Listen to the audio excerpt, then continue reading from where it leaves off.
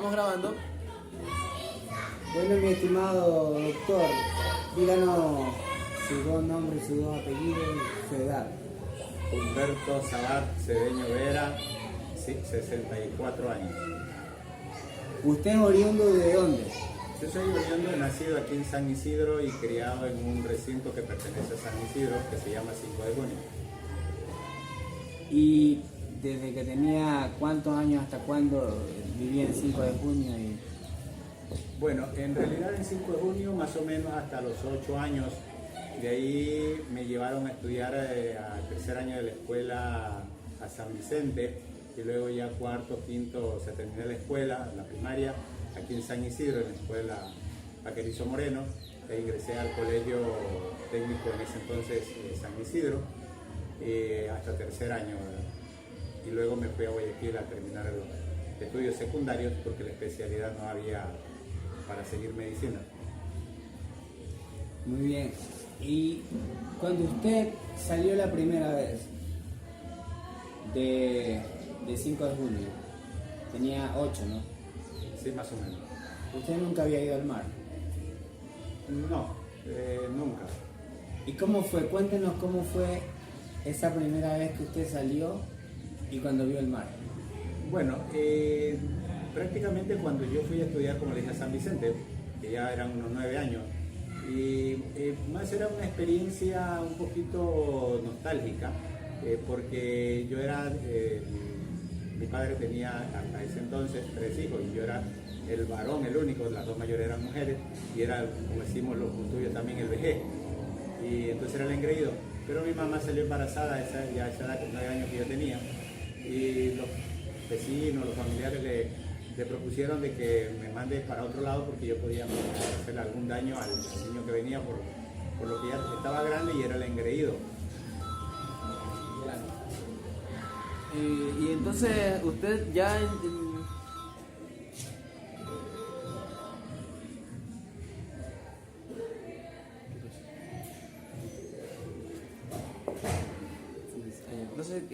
una vez que continúa sus estudios en San Vicente, dice a dónde se dirigió a continuar con la especialidad. O sea, no, en San Vicente solo estuve un año, tercer año de escuela, y regresé acá a San Isidro, terminé la primaria y secundaria a lo que antes se llamaban el ciclo básico, es decir, primero, segundo y tercero. Ya en cuarto uno escogía la especialidad, pero aquí solo había sociales, aquí en el Colegio San Isidro, entonces me tocó ir a estudiar a Guayaquil ya terminar ciclo diversificado y la universidad. ¿Y qué tal fue para usted el cambio, sobre todo? Porque sabemos que San Isidro, la diferencia de un pueblito de una parroquia como San Isidro a una ciudad, a una metrópolis como Guayaquil, es enorme. Entonces, ¿qué tal ese impacto para usted el haber llegado a una ciudad? Bueno, realmente que para mí no fue muy duro, porque cuando yo salí de 5 de junio, que era campo, acá a San Isidro, al pueblo, entre comillas, ¿no? Los chicos de aquí del pueblo nos comenzaron a llamar montubios campesinos, y éramos unos 4 o 6, y tanto es así que un profesor que ya murió hace años, Laurentino Zambrano, él dijo: voy a decirles quiénes son los que van a perder de año. Yo estaba en la primera fila y en el primer puesto, y como era del campo, dice: vas a perder usted, al primero que nombró. Y entonces, como digo, nos trataban como montubios campesinos, los de aquí del pueblo. Entonces yo fui asimilando eso, pero en vez de tal vez correr por mal camino, más bien me enorgullecía, porque una de las cosas que me agradó después, cuando ya terminó el primer trimestre, eran por trimestre en ese entonces, las mejores calificaciones las tenía yo. 19, 20, 18 era la calificación más baja. No, perdón. El que fue mi único rojo en toda la vida mía en dibujo. Soy pésimo para dibujar y saqué 0,9. Entonces, en ese entonces era el rojo. Ya el 10 no era rojo, pero el 0 no era rojo. Y yo hasta lloraba porque decía que iba a perder. Pero el profesor que daba dibujo también daba ciencias naturales. Y yo ciencias naturales 20. Entonces, para el segundo trimestre me regaló la nota, le digo yo. El dibujo, desde luego. Ella me puso 16, 17 creo, y en la siguiente así mismo para que pueda entrar al final con una nota que era 45, que había que reunir en los 3 trimestres.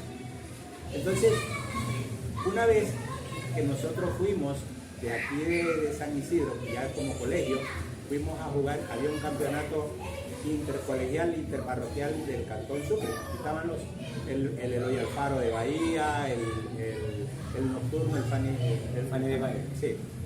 Estaba San Vicente, el colegio San Vicente, estaba el de Jama, estaba el de Pedernales y éramos nosotros.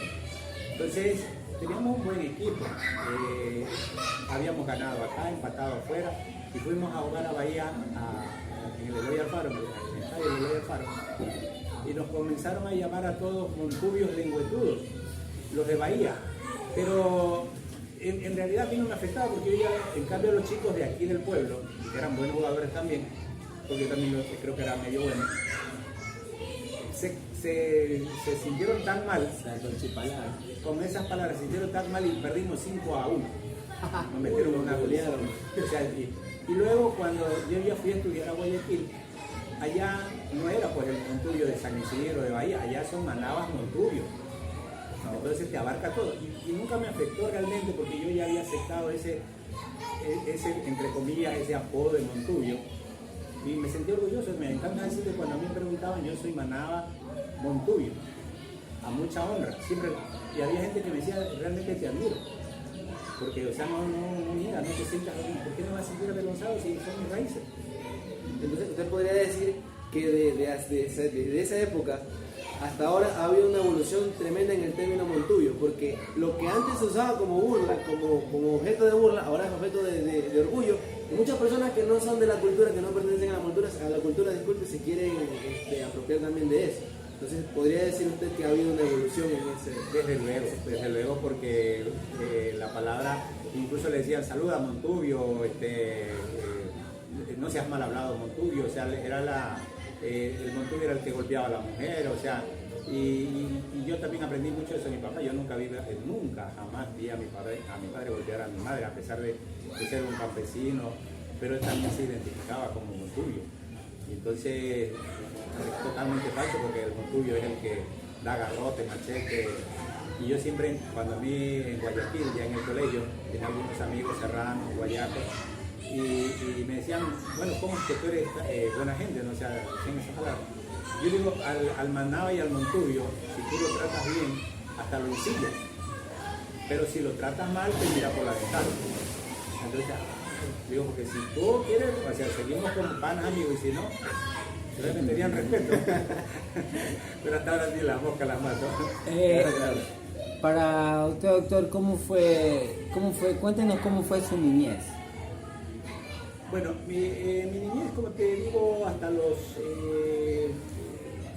8 años más o menos, que fue en el campo. Creo que como todo niño campesino, ¿no? Acostumbrado a las gallinas, a los chanchos, a las vacas, porque mi papá ya tenía un poquito de ganado. Aprendí a ordeñar o a sacar, como decimos nosotros, a sacar las vacas desde muy pequeño.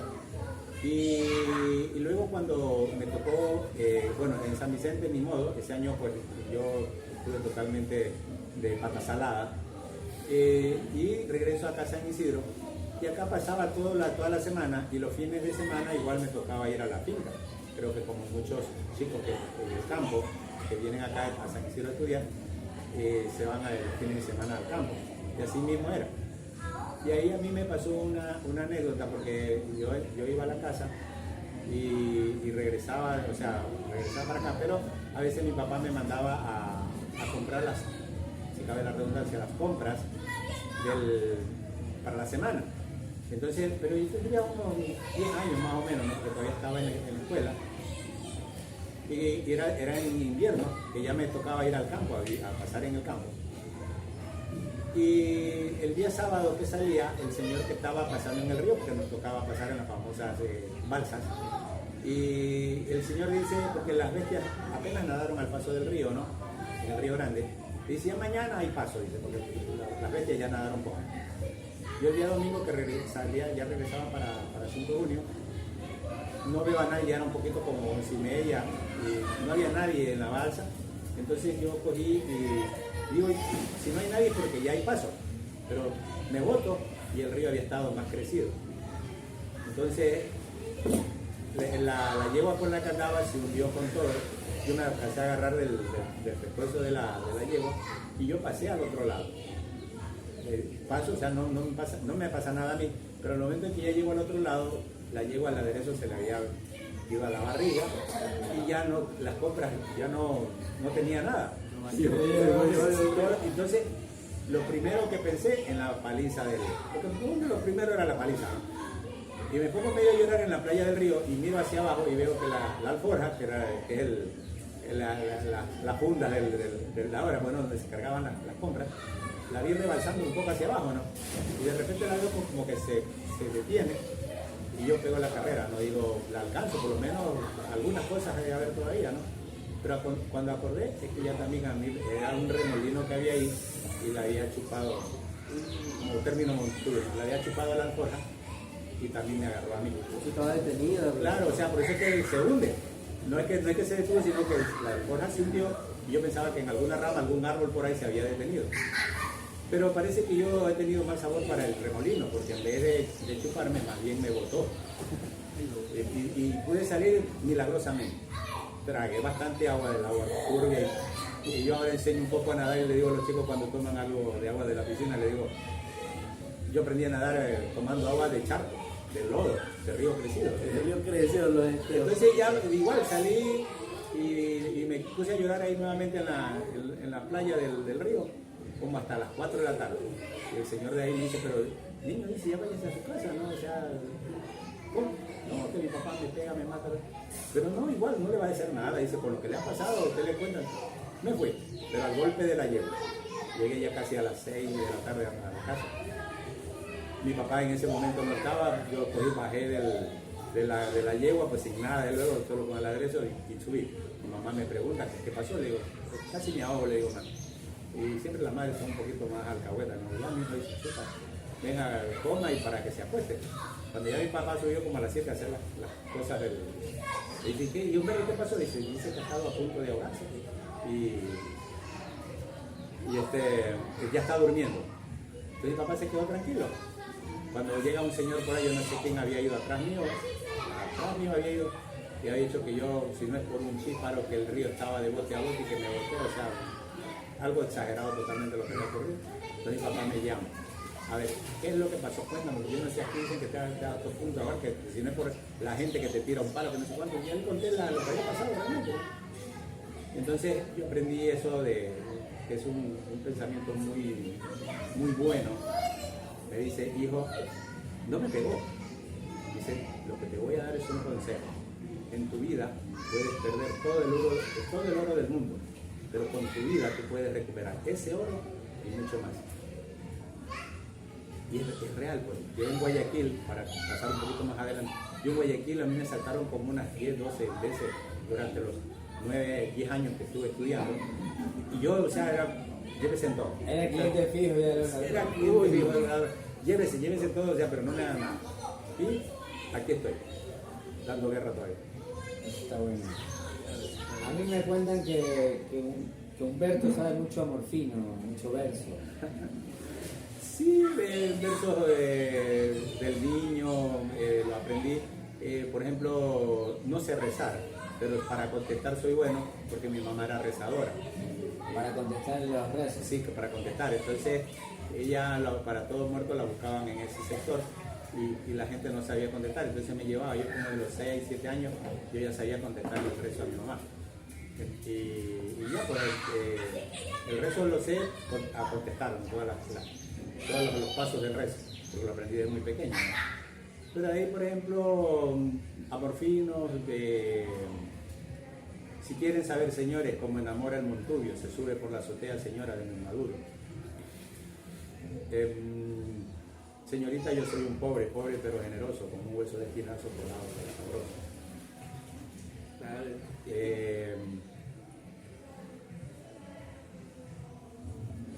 Así, o sea, tal vez ¿Y don Humberto enamoró a su esposa, le enamoró con un amorfino o no?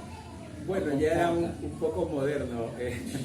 Yo, o sea, la primera chica que fue mi novia, novia por unos meses.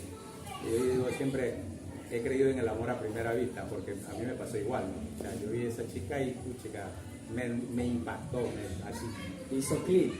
Hizo un circuito y era la mujer más bella, más linda del mundo. Y yo ya estaba en el colegio, estaba como en el segundo año de colegio. Yo me aprendía versos, me aprendía poesías enteras para decirle que estaba enamorado, y ya cuando le iba a decir se me trababa y ni para adelante ni para atrás. Total que bueno, como a los 6 meses salí del paso. Esta chica era una chica bonita, habían 3 o 4 galantes, incluso en algún momento, y éramos amigos, bastante amigos, nos habíamos hecho. Y ella como amigo me preguntaba que qué le decía a los otros pretendientes, digo, chica. Y en una de esas, bueno, a la final pude decirle que estaba enamorado de ella. Pero no, o sea, yo ya luego, por ejemplo, cuando se fue mi primera esposa, ya fue en Guayaquil, porque ella también estudiaba medicina. Entonces ya era un estudio más modernizado, entonces ya con la música, con otro tipo de cosas. Ya tenía más en su repertorio ya. Exacto. Y bueno, es que también hay que ver eso, que eso es lo que le llamamos nosotros tradición oral, y es gran parte de la esencia de la cultura montuya, que es como usted nos lo dice, lo ha llevado en su ser desde niño, a pesar de que salió de aquí de la parroquia, que se alejó durante su tiempo de todo esto, del campo, de la cultura y todo, pero sea como sea, el campo nunca ha salido de ustedes, siempre ha estado ahí, la cultura montuya, se puede decir que hasta el día de hoy ustedes la mantienen.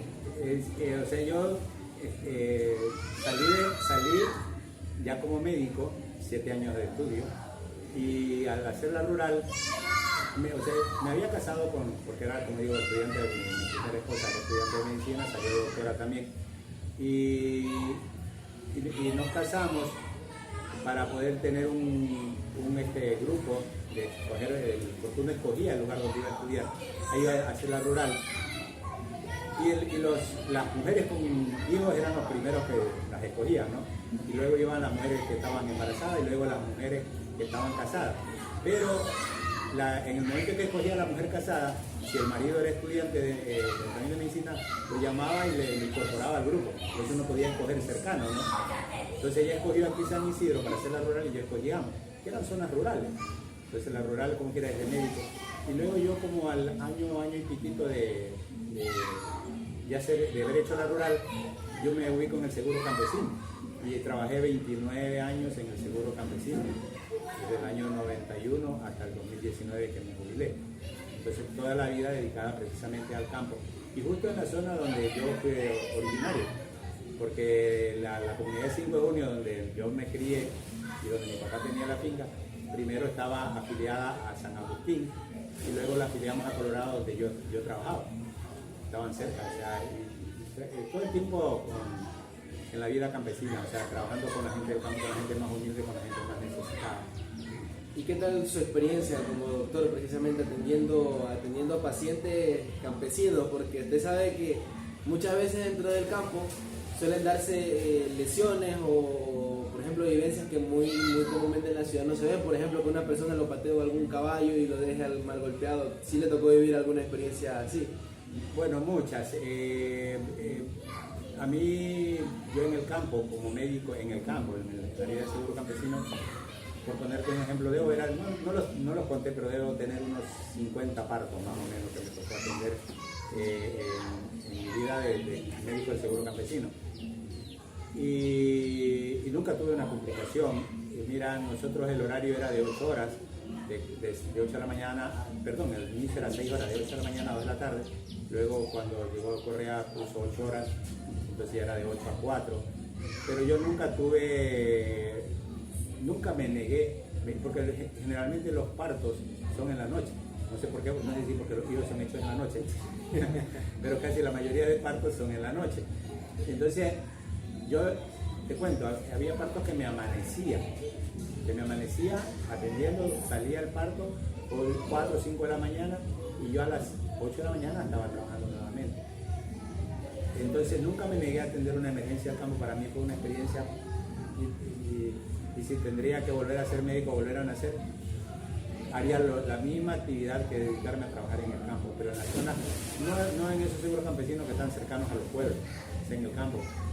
Yo a Colorado, primero entré a trabajar a San Jacinto de Loya Alfaro, Ribalsar, que está para Villa Chones, cuando uno fue por la vía que va a Sarachones, y luego pasé a Colorado. Colorado era una zona mucho más montañosa. Yo en vez de ir saliendo me metí más a la montaña. Entonces eran 4 o 5 horas a caballo para llegar en invierno y así mismo para salir. Pero nunca me cansé de... Claro, ya después con las muchas actividades que se hicieron, se logró conseguir carretera, luz, no había luz. Eran 4 casitas, por ejemplo, a Colorado cuando yo llegué, donde trabajé 25 años. Y luego se convirtió en un pueblo. Y por ejemplo, así el caso que más le haya impactado, que más recuerde, por ejemplo, así de su vida como médico. Hay muchísimos. Te puedo contar tal vez 2. Cuando yo hacía el internado es previo a la rural, ¿no? Y uno hace prácticas en los hospitales y justo fue de un parto. Siempre fui puntual, siempre, o sea, siempre mi característica ha sido esa. Y nosotros teníamos el internado que hacíamos 24 horas y descansábamos 48. Entonces era un día domingo y yo llego a la maternidad Santa Marianita del Guamo. Los compañeros que tenían que entregarme la guardia tenían una paciente que estaba en pródromo de parto. Entonces sabían que yo llegaba puntual a las 8, ellos no se preocuparon por ver cómo estaba la criatura y simplemente dijeron que llega a las 8 y le entregamos y usted sabe que ya, o sea, si yo tú atiendes el parto te nace, tienes que esperar que salga la placenta, dejar limpio todo, o sea, ellos no quisieron quedarse. Entonces, cuando dice, oye, estaban ya vestidos y Humberto dice, ahí está una paciente que está por dar a luz. Cuando yo entro, lo primero que tienes que hacer es examinar la criatura. Al recibir la guardia, ya veo que está en un sufrimiento, es decir, que la frecuencia cardíaca estaba baja. Entonces veo que está completa, está dilatada todo, pero no había reventado membrana, o sea, no había botado el líquido amniótico. Entonces meto los dedos, rompo el saco amniótico, se viene el líquido, pero ya un líquido verde, y eso era síntoma de un sufrimiento fetal. Entonces cuando sale la criatura, porque inmediatamente sale la criatura, en un cuadro los médicos tienen el abdocar, que llaman cuando nace un niño, y se le califica de 1 a 10. Y el niño, yo le digo, salió con ser, prácticamente premorte. Y me tocó dar, en esa situación, con sangre, con caca, porque la madre igual cuando da luz se hace la caca y todo eso, la respiración boca a boca, porque por lo rápido, no pensé en la situación, yo no llamé a una enfermera, no llamé a nadie para que me acompañe, estaba solito ahí. Pero yo siempre digo, el mejor pago para mi vida como médico, porque el niño ya como a los 3 minutos está dando respiración boca a boca y comenzó a llorar. Y la madre me dice, gracias a Dios, gracias a usted doctor, mi hijo está sano. No sé qué sería de la vida de él después, porque nosotros igual pasábamos 2 o 3 meses y esas madres llegaban ahí a dar a luz. Pero lo dejé bien. En Colorado ya en el seguro campesino, ya como médico, también con un parto, por ejemplo, todos los pacientes es un mundo, ¿no? Llega una señora, era un día viernes, los días viernes nosotros atendíamos un poco más temprano, siempre estuvieron de acuerdo la gente porque yo, como digo, la atendía las 24 horas del día, ¿no? Yo no tenía, o sea, a la hora que me llegaba una emergencia yo se la atendía, sin cobrar nunca nada, afiliado o no afiliado. Entonces me llega una señora como a las 9 de la mañana, el día viernes, con síntomas de parto, primerísimo. Y la examiné, tenía uno de dilatación, digo, regresa eso de la 1 o 2 de la tarde, y ya de haber avanzado, le vuelvo a examinar, tenía 2, yo ya digo, chica, esta mujer va a salir ya de noche, le digo, regresa eso a las 5 o 6 de la tarde, vaya, camine para que se acelere, para no alargarte el cuento, la señora da luz como a las 5 de la mañana, ya día sábado, ¿no? Y toda la santa noche, porque ya después la dejamos ya en el dispensario porque ya vivía un poquito lejos, nos la dejamos camine y examinarla para ver cómo estaba la criatura y todo eso. Y salió como a las 5:30 de la mañana, hasta que salió, bueno, ya dio el alumbramiento que se llama cuando sale la placenta, 6 de la mañana, ya quedó todo listo, monté en el carro y me vino. Yo no me di cuenta que, por ejemplo, traía los zapatos pura sangre. O sea, y llego aquí claro, sí, mis zapatos, no pura sangre. Llego aquí y como no había llegado en toda la noche, mujer en ese caso, estaba súper enojada, estaba que se moría de coraje. Y lo primero que me dice, ¿dónde pasaste la noche? Y yo le digo, estuve atendiendo el parto. ¿Qué vas a estar atendiendo parto? Que sí que no. Yo entré al cuarto porque estaba cansado, o sea, quería descansar realmente, ¿no? Darme un baño y descansar. Cuando me va a sacar los zapatos, veo ahí que me doy cuenta que están pura sangre. Entonces le digo, mira que no crees que estaba teniendo parto, mira cómo vienen los zapatos. Ah, me dice que te comiste una virgen seguramente. Así son las mujeres, ¿no? Yo estoy sufriendo ahí con esa criatura. Sí, en verdad, todas las noches. Yo a esa chica siempre, porque encima de eso fue el primer parto que yo atendí en Colorado. Entonces de ahí para adelante comenzaron a llegarme y a lloverme los partos. Yo a esa chica, ya cuando yo salí, yo decía, ya tengo hasta nietos aquí en Colorado, porque ya ella se había comprometido, tenía una niña ya como de 3 o 4 años. Entonces era mi hija, le decía yo, y mi nieto. ¿Usted no tiene un número así aproximado de cuántos partos hay? Yo creo que aquí en San Isidro, porque nosotros teníamos consultorio, aquí también siempre atendía algunos partos. Yo pienso que entre la vida en el hospital, haciendo el internado, en la rural, que en la rural también tuve un caso, tuve un parto también complicadísimo, yo le calculo unos 100. No tengo, o sea, sí, más o menos unos 100 partos. Y así nunca se le ha acercado a alguien que haya nacido de sus manos, que ya esté grande. Aquí yo tengo una vecina, la señora Nancy, compañera de nosotros, la señora Nancy Reina, compañera de nosotros. A mí me buscaron como a las 3 de la mañana, 3, 4 de la mañana, no, antes, más o menos 12, 1 de la mañana, que había una señora en el campo que estaba dando a luz, que la vaya a atender. Buscaban a mi mujer porque realmente siempre la confianza más es con la mujer, ¿no? Pero a mi mujer nunca le gustó. Entonces yo le digo, bueno, ya no hay problema, le digo, yo voy. Entonces fui, la atendí, salió el niño, me llevaron siempre en las camionetas, las Nixon, que eran allá a La Chonta, donde vivía ella, pues, era un chique, bueno. Entonces era el primer hijo que ella tuvo. Yo siempre digo, o sea, para mí es una paciente, o sea, es una paciente porque al final no es una enferma, pero es un paciente que hay que atender.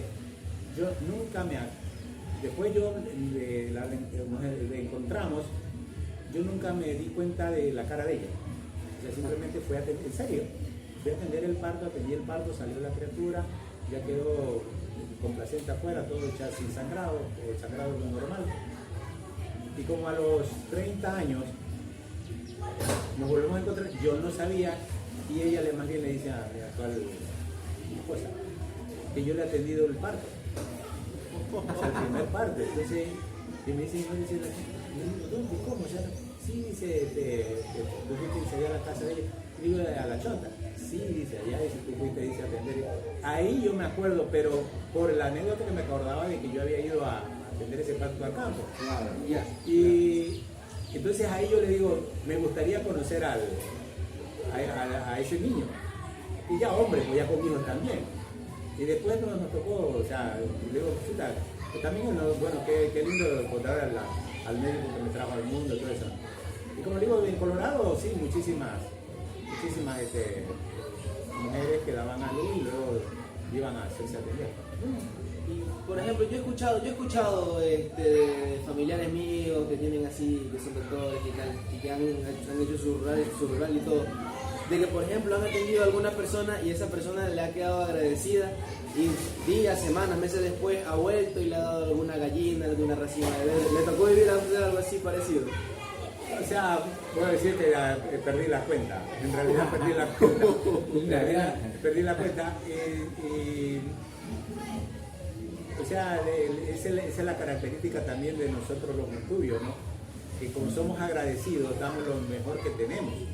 Entonces, puchica, es que la atención era tal que, por ejemplo, ya daba algo a una mujer y ya el caldo de gallina estaba por ahí mismo, hasta para la misma parturienta, o sea, y de luego el médico que había ido a atender, la enfermera, y cuando iban al dispensario buscaban al vecino, porque siempre hay vecinos, compadres, ahí en el dispensario, y preparaban la gallina. Y luego después sí, o sea, yo por ejemplo cuando estuve haciendo la rural en Jama, que ya hace un rato dije un caso súper complicado, invierno, y yo le había atendido a la chica en el embarazo, ¿no? Le he hecho el control creo que 2 o 3 veces y era también primeres. Yo normalmente explicaba más o menos cuándo das a luz. Si tú más o menos es en promedio 2 semanas de variación, ¿no? Entonces, pero si das antes, o sea, das a las 38 semanas que se calcula, no hay problema. Hasta las 40 no hay problema, pero si ya te pasas de las 40, busca atención médica para ver qué está pasando. Esta chica no hizo caso a lo que el médico yo le dije y el embarazo de ella llega por las 42 semanas y la placenta comienza a ponerse vieja. Ya no, o sea, pasadas las 40 semanas comienza a ponerse vieja y no te oxigena bien a la estructura. Se llena como de cálculo, de calcio. Entonces ya no pasa el oxígeno. Y a las 40 semanas ella llega. Primero había pasado por un médico particular ahí en Jama. Cuando ya me la llevan al centro de salud, yo dije hace un rato, primero examinar la criatura, con lo que me había pasado también en Guayaquil, en la maternidad. Primero la criatura, ningún latido, el niño ya había fallecido. Me dice el familiar, si nosotros la trajimos de la doctora, no me recuerdo el nombre, el apellido de esta doctora, y estaba vivo. Digo, pero el centro de Jama, porque el centro de salud de Jama quedaba lejos. Entonces, el centro de Jama hasta acá, y para morir, o sea, para que te paralice el corazón en un segundo. O sea, yo no tengo ningún problema, si ustedes quieren, llévenla a la doctora que dice que está vivo, pero la criatura está muerta. Entonces, doctor, ¿y cómo hacemos? Le digo, al estar la criatura muerta, hay que inducir el parto, o sea, ya no parto, pero bueno, hay que inducirlo, es decir, poner inyecciones de eso para que pueda salir la criatura por abajo, porque ¿qué vas a hacer una cesárea mandar si ya está muerta? Entonces, de una otra manera, tiene que salir por abajo. Pregunté a la familia que si no le habían puesto inyecciones, me dijeron que no, me dijeron también. A la final, como al cabo de 2 horas o 3 horas, la criatura sale. Había lo que llamamos nosotros una desproporción cefalopélvica, es decir, una cabeza demasiado grande para la pelvis de la madre, entonces se llama desproporción céfalo del cerebro pélvica de la mujer. Entonces, nació muerto, o sea, como yo le había dicho, pero sale y se me viene una hemorragia bestial. Y yo, o sea, como la tenía con suero porque le estaba poniendo por la vena las inyecciones para que pueda salir de la criatura, le digo a la enfermera, ábrale el suero a chorro, ese suero ábralo a chorro, es decir, que pase, porque eso es por goteo que se pasa, ábrale a chorro y búsquese otro suero para pasarle 2 o 3 sueros porque la veo pálida, tome la presión estaba como qué sé yo, 60, 80, 40 más o menos. La presión baja, súper baja, ahora le agarro la chorro. Y lo único que me tocó coger un puñado de gasa y meter la mano por todo y tratar de apretar el útero, porque sangre el útero. Pero estaba tan tenso, ni siquiera creo que me di el tiempo, estaba tan tenso que yo no sabía si soltar lo que lo tenía apretado ahí al útero, que se me podía venir nuevamente en hemorragia y se me moría por estaba tan tenso que no sabía qué hacer. Cuando ya la señora me dice, doctor, sáqueme la mano porque está doliendo. Entonces saco la mano, por suerte no sangró y sí le dije al familiar, o sea, yo no sé si metí, con lo que cogí el puño de gasas, yo no sé si metí 8, 9, 10, 11 gasas. Se pudo haber quedado 1, 2 gasas, 3 gasas, no sé, porque o sea, claro, lo que hice fue una acción de emergencia, salvarle la vida a la señora y llévela a Bahía.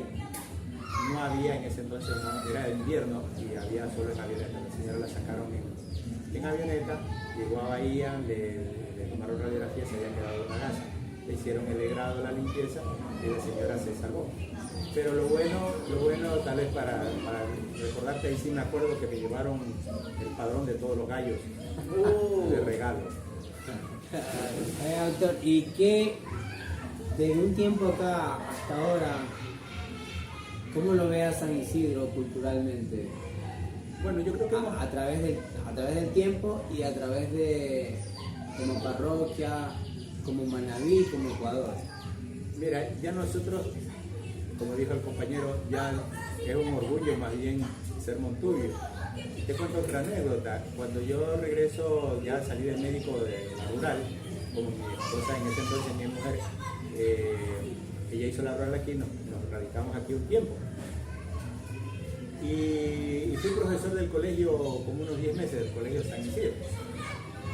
Y dando clases, yo me expresé de que nosotros todos somos montubios. Estoy orgulloso de mis raíces, ¿no?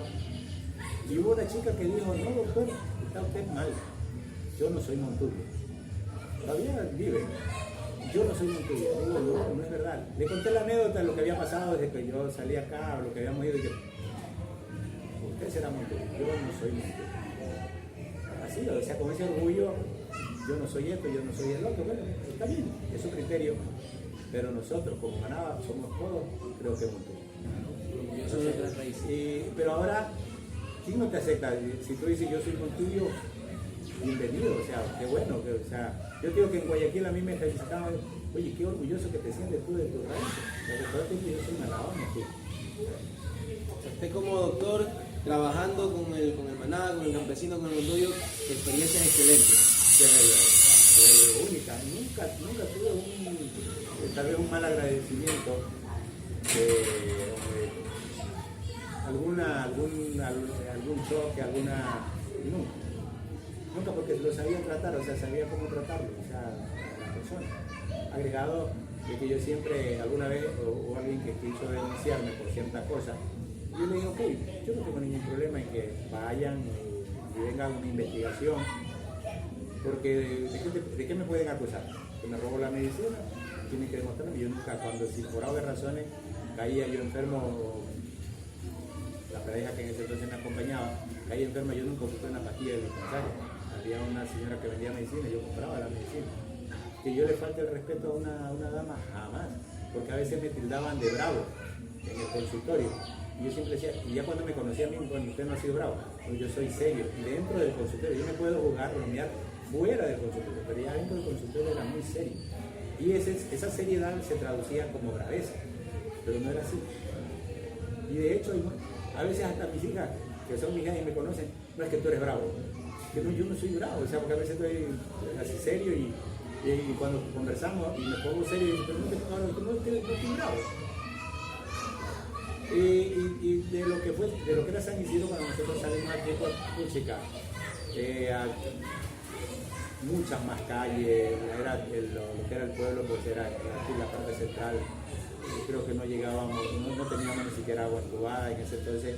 El otro día alguien refería de las mingas. Digo, pero si años, hay una foto que la tiene mi mamá, foto en blanco y negro, donde estamos en la calle, la que ya sale para la vía Chone, donde estamos con la AMBA y todo haciendo una minga para la tubería y llegar al agua hasta el barrio de nosotros, que era el barrio caliente ahí abajo, por el cementerio. Entonces, a lo que es San Isidro era mucho más grande, mucho más culturizado, creo, mucho más aceptando a la gente del campo, porque somos iguales. San Isidro, yo siempre lo digo, ayer estábamos en la asamblea ahí, se expresó Boris, aquí no hay terratenientes, aquí la tierra está mejor distribuida, hay pequeños productores agrícolas, no hay gente que tenga, que sea millonaria, música. Lo que se diferencia, por ejemplo, con Ramos. Yo trabajé mucho tiempo en Ramos. Allá sí hay grandes haciendas, grandes ganaderos, camaroneros, que tienen mucho poder económico también. Un poco que dicen, sí tenemos un poquito de plata, pero no es realmente el gran millonario. De 1.000, 2.000 hectáreas. No, sí, así es. Tierra, 500 hectáreas, 1.000, 2.000, 3.000, 4.000, 4, 5, 6, 8, 10 haciendas. San Isidro, antes se salía a caballo, a pie, no había carretero en invierno. ¿Y eso cuándo terminó? Bueno, yo he avanzado poco a poco. Yo te refería cuando estuve a punto de ahogarme que de aquí hasta 5 de junio nosotros andábamos a caballo. Para salir a San Vicente, los carros a veces llegaban en agosto. Acá. acá a San Isidro, y ya en noviembre, diciembre ya no había carro. Aquí cuando para la fiesta del 5 de agosto de San Isidro, había que, porque el camino era por Palmar, el camino viejo era por Palmar, no era esta hora, y Palmar siempre se hacían pues, lo que llamaban cangilones de los caballos, el agua que rompía, y la gente iba a hacer mica, a picar el carretero para que los carros pudieran llegar acá. Ya a veces desde lo que llamaban el remojo, eso era fatal, medio de una brisa y los carros ya no podían entrar o salir. Era durísimo. El año que yo estuve estudiando en San Vicente, y ya la clase terminaba entonces el 15 de enero, nosotros salimos desde el diseño a caballo, 6 de la mañana, y llegamos aquí a San Isidro 6 de la tarde. Todo el santo día a caballo. Hay una anécdota también, bueno, yo estaba como de más o menos unos 10 añitos, y ahí en Briseño lo quisieron para saber, bueno, también temprano, parece que la familia también era un poco pobre, lo único que nos dieron fue una taza de café y nos pusieron 2 plátanos asados, y las personas que sabían que hacían el desayuno, pues se tomaron una taza de café y salieron. Y yo, bueno, me comí uno de los plátanos y el otro lo cogí y me lo guardé en el bolsillo. Y ya como más o menos a las 10 de la mañana, 11, a caballo, hacía hambre, yo saqué mi plátano del bolsillo y comencé el resto de gente que quería quitarme, y no por ti, porque no trajeron su plátano, ¿no? Entonces ya almorzamos ahí en Río Mariano, como a las 1 de la tarde, y aquí llegamos 6 de la tarde. Y al otro día para llegar al 5 de junio, como a las 12, 1 de la tarde. Porque hacían 4 o 5 horas. ¿Cuánto se hacía de San Vicente aquí? 5 horas. De Briseño, todo el día, 12 horas. 12 horas de Briseño. De Briseño hasta aquí en San Isidro. No digo que salimos 6 de la mañana, que nos prepararon y llegamos aquí 6 de la tarde, incluso por eso pasado. Claro que estuvimos como una media hora almorzando en Río Mariano, pero por arriba, por la Marne, que le llamaban, la Marne Río Mariano. ¿Y cuál era el camino más pesado así de miedo, de que aparecía el diablo, de que aparecía... Bueno, aquí nomás tenemos la loma de la Cruz, que le llamaban, pues ahí aparecían. Mi abuela tenía una casa porque yo estudiaba en la escuela, y primer año de colegio, tenía una casita aquí donde tiene el taller Bulto Sucio. Y ya a las 6 de la tarde nosotros no podíamos andar por la loma porque aparecía una gallina con pollos negros. La loma del tigre también decían que ahí aparecía un tigre, un león, que por eso era que le decían la loma del tigre, pero era encantado. Aquí el pan de azúcar, para comprar 3 puntos acá, ahí decía que estaba un caballo de oro enterrado, y también uno no podía andar por ahí ya de noche porque el caballo se lo tragaba. Entonces aquí en San Isidro, por poner un ejemplo, esas 3 partes que eran, como decía, eran pesadas. Y por ejemplo, algún mensaje para futuras generaciones, futuros médicos campesinos, futuros no sé, futuros personas, futuros seres humanos de aquí de San Isidro. Bueno, siempre hay que yo creo que lo más importante en la vida es sentirse orgulloso de lo que uno es. Porque si creo que nosotros perdemos nuestro orgullo, perdemos nuestra identidad, perdemos todo. Y por eso yo siempre digo, el manabita que tal vez no siente su tierra, realmente no se siente orgulloso, sale al Carmen, a Santo Domingo, y ¿en qué se convierte? En un serrano, hasta para hablar. El serrano viene de aquí, hace la plata acá, vive años de años y él sigue siendo serrano. Ajá. La mayoría de manabitas o de ecuatorianos se van a España y ya son españoles, hablan como español. Y eso yo pienso que eso es precisamente no sentirse orgulloso. Yo siempre decía, si yo no hubiese sido orgulloso de lo que era, yo el guayaco sabe que mi loco, mira, hay novillo y todo. Fuera de ese tipo de gente, ¿no? Con ese tipo de deje que llamamos, ¿no? Pero no, o sea, siempre ha sido esa mi característica, sentirme orgulloso, ¿no? Y hace poco, en esta semana murió un tío en Quito, mi prima, Magdalena. Ella salió jovencita de acá y estuvo en Guayaquil como 20, 25 años, y en Quito tiene como 30 años. Y mi prima, así como conversamos igual. Así, o sea, no para Siempre el mensaje es conservar, guardar las raíces. Guardar sus raíces, porque esa es precisamente la esencia de nuestra identidad. Porque si no, no somos nada. Es como que tú te sientas avergonzado de tu apellido. ¿Tú te sientes vergüenza de tu apellido? No, lo que no puede. Es que ese es tu esencia, ese es todo tu ser, que son tus raíces. Y si pierdes el árbol que pierde sus raíces, ¿qué le pasa? Cae. Se cae. Para ya terminar la entrevista, y que estamos hablando en esta entrevista mucho de mamá Enriqueta, en un par de minutos, en un minuto y medio, ¿nos puede decir, la conoció, cómo era, qué sabe de ella? Bueno, yo la conocí, era también bastante niño cuando la conocí, y sabía porque ella ayudaba muchísimo en la cuestión de los padres, de los curas que venían. Ella era la encargada de atenderlo, de estar ahí pendiente de todos los padres. Realmente yo pienso que una mujer excepcional, porque madre que tenía que atender a su familia, ella se daba tiempo para estar en la iglesia. No sé si pueda contar una anécdota. Mi abuelo, que era bisabuelo, porque mi mamá fue criada por su abuelo. Los papás de ella murieron muy pequeños, ella tenía creo 1 o 2 añitos que murió la mamá, y luego como a los 3 añitos murió el padre. Entonces quedaron huérfanos de padre y madre los 4, y de ellos murió el tío que dije que estuve en Quito, me parece. Y mi abuelo Trino Vargas, que de ahí es que le dicen Vargas a todos estos muchachos, no son Vargas sino Vera Vargas, él era ateo. Era ateo, y cuando la señora Enriqueta tocaba las campanas, como él era ateo, decía, ahí está la vieja Enriqueta jalándole las pelotas a los cuerpos. Esas eran las campanas. No sé si la pueda salir. Ahí ya lo decía. Es que mi abuelo él no creía en nada. Mi abuela, o sea, mi bisabuelo, porque como digo, nosotros nos acostumbramos a decirle abuelo, porque como lo creía mi mamá desde chiquita, mi mamá era papá, pues. Papá nunca le dijo abuelo, y nosotros nunca le dijimos bisabuelo, sino abuelo. Entonces mi abuelo era, pero súper malcriado, o sea, y era ateo, no creía. Ni lo bueno ni lo malo.